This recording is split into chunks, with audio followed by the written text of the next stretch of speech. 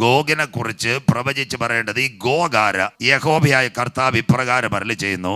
രോഷ് Russia, ടൂബൽ ടുബാസ്കോ, Meshach Moscow എന്നിവയുടെ പ്രഭുവായ ഗോഗെ, ആരായി Gogh, ആരായി മാഗോഗ്? ഇവര് 3 പേരാ ലോകരാഷ്ട്രങ്ങൾ. ഇപ്പൊ അവർ തെളിഞ്ഞു വരുന്നുണ്ട്. ഈ മാഗോഗ് ഗോഗ് ആര്?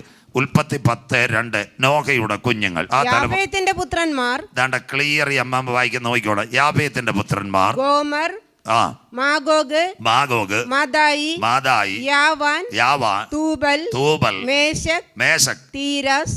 ഈ മാഗോഗ യവന്മാര് 3 പേരും ഇതിനകത്ത് വരും.